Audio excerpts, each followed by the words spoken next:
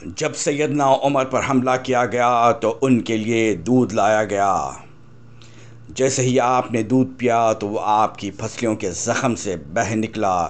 طبیب نے ان سے کہا، اے امیر المومنین، وصیت فرما دیں، آپ زیادہ دیر زندہ نہیں رہ سکیں گے۔ تو انہوں نے اپنے بیٹے عبداللہ کو بلایا اور کہا کہ حذیفہ بن یمان کو میرے پاس بلاؤ۔ حذیفہ بن الیمان حاضر ہو گئے۔ یہ وہ صحابی ہے جنہیں نبی کریم صلی اللہ علیہ وسلم نے منافقین کے ناموں کی فہرست عطا کی تھی، اور ان ناموں کے بارے میں اللہ پاک، اس کے رسول صلی اللہ علیہ وسلم اور حذیفہ بن الیمان کے علاوہ کوئی نہیں جانتا تھا۔ حضرت عمر رضی اللہ عنہ نے پوچھا، جب کہ خون ان کی پسلیوں سے بہہ رہا تھا، کہ اے حذیفہ بن الیمان، میں آپ کو اللہ کی قسم دے کر کہتا ہوں، کیا اللہ کے رسول صلی اللہ علیہ وسلم نے میرا نام منافقین کے ناموں میں لیا ہے یا نہیں؟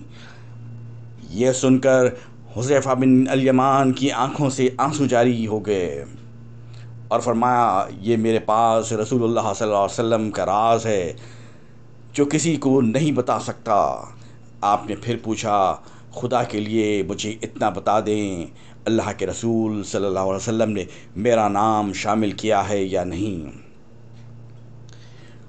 حذیفہ بن الیمان کی ہچکی بند گئی اور کہتے ہیں، اے عمر رضی اللہ عنہ، میں صرف آپ کو بتا رہا ہوں، اگر آپ کی جگہ کوئی اور ہوتا تو میں کبھی بھی اپنی زبان نہ کھولتا، اور وہ بھی صرف اتنا بتاتا ہوں کہ رسول اللہ صلی اللہ علیہ وسلم نے اس میں آپ کا نام شامل نہیں کیا۔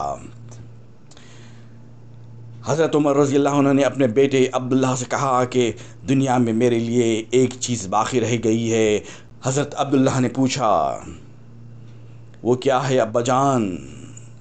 حضرت عمر رضی اللہ عنہ نے فرمایا، بیٹا، میں جوار رسول صلی اللہ علیہ وسلم میں دفن ہونا چاہتا ہوں، لہٰذا ام المومنین حضرت عائشہ رضی اللہ عنہ کے پاس جاؤ، ان سے یہ مت کہنا کہ امیر المومنین عمر، بلکہ کہنا کہ کیا آپ عمر کو اپنے ساتھیوں کے قدموں میں دفن ہونے کی اجازت دیتی ہیں، کیونکہ آپ اس گھر کی مالکن ہیں۔ تو ام المومنین نے جواب دیا کہ یہ جگہ تو میں نے اپنے لیے تیار کر رکھی تھی، لیکن آج میں اسے عمر کے لیے ترک کرتی ہوں۔ عبداللہ بن عمر رضی اللہ عنہ شاداں و فرحان واپس آئے اور عرض کی اجازت مل گئی ہے۔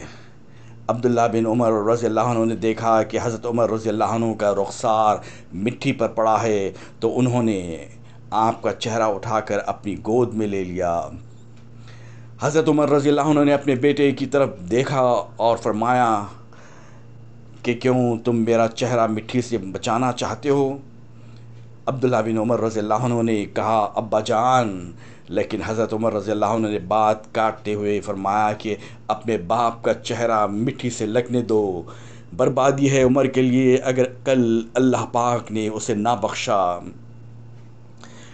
حضرت عمر رضی اللہ عنہ اپنے بیٹے کو یہ وصیت فرما کر موت کی آغوش میں چلے گئے، اے میرے بیٹے، میری میت مسجد نبوی میں لے جانا اور میرا جنازہ پڑھنا، اور حذیفہ بن یمان پر نظر رکھنا، اگر وہ میرے جنازے میں شرکت کرے تو میری میت روضہ رسول صلی اللہ علیہ وسلم کی طرف لے جانا، اور میرا جنازہ روضہ رسول صلی اللہ علیہ وسلم کے دروازے پر رکھ کر دوبارہ اجازت طلب کرنا اور کہنا، اے ام المومنین، آپ کا بیٹا عمر، یہ مت کہنا کہ امیر المومنین، ہو سکتا ہے میری زندگی میں مجھ سے حیا کی وجہ سے اجازت دی گئی ہو، اگر اجازت مرحمت فرما دیں تو دفن کرنا، ورنہ مجھے مسلمانوں کے قبرستان میں دفن کر دینا۔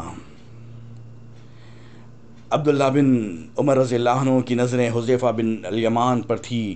وہ کہتے ہیں کہ میں حذیفہ بن یمان کو ابا جان کی نماز جنازہ پر دیکھ کر بہت خوش ہوا، اور ہم جنازہ لے کر روضہ رسول صلی اللہ علیہ وسلم کی طرف چلے گئے۔ دروازے پر رکھا، دروازے پر کھڑے ہو کر میں نے کہا، اے ہماری ماں، آپ کا بیٹا عمر دروازے پر ہے، کہ آپ تدفین کی اجازت دیتی ہیں؟ ام المومنین نے جواب دیا، مرحبا یا عمر، عمر کو اپنے ساتھیوں کے ساتھ دفن ہونے پر مبارک ہو۔ ام المومنین نے اپنی چادر سمیٹی اور روزہ رسول صلی اللہ علیہ وسلم سے باہر نکل آئی۔